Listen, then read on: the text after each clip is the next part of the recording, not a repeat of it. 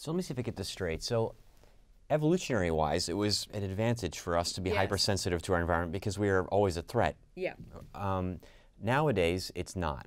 right. Can you explain to me why that's the case? Sure, and let me just say that it is an advantage to have the ability to be prepared for a dangerous world. But what we think from an evolutionary perspective is, why would it be that maternal emotion experience is communicated to the fetus in utero?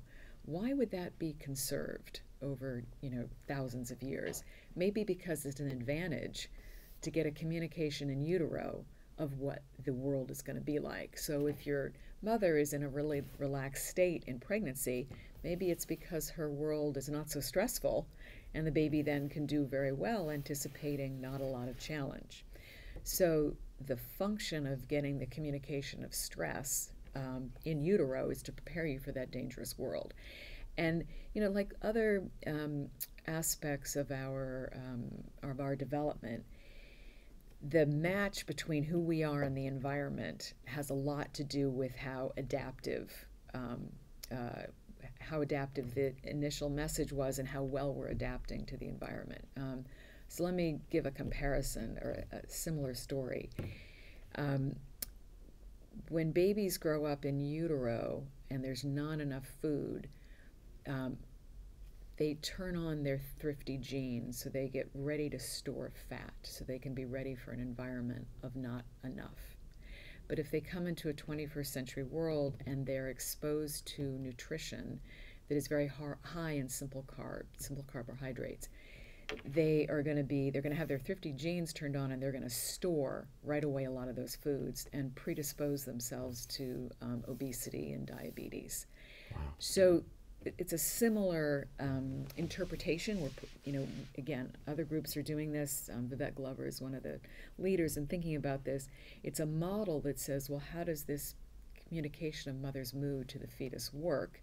And then there could be this mismatch so that children who get that message in utero of its dangerous world, they're all primed to be on the lookout. But in our 21st century world, you end up being a 6-year-old boy in a classroom. You need to stay focused and not be all reactive to who's throwing rubber bands, what's the siren outside.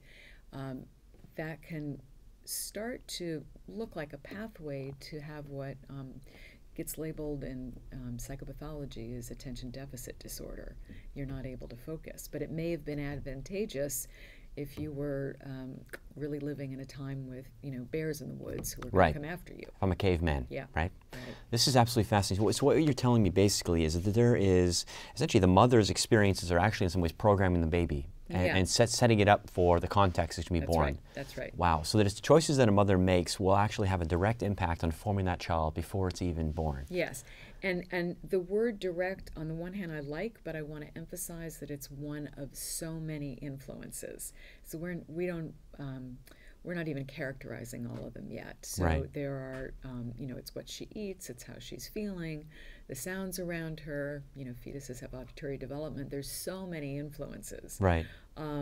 But her emotion functioning is one of them. And so in this maternal health space, educating mothers and working with them to make good nutritional choices and managing their stress levels and stuff is important, because we want to make sure that the baby is properly prepared for the context it's going to be born into so that it can thrive. Is that really what? That's a great way to say it. And I guess I just want to be sure to emphasize that it's not only for the baby, it's also for her. In an ideal world, we would be super attentive to how everybody's doing with their stress, because of course also high stress predisposes you to depression. We would really be thinking preventative health care and helping everybody for them. But yes, when it's a pregnant woman, it's not only her, but it's for her and her baby.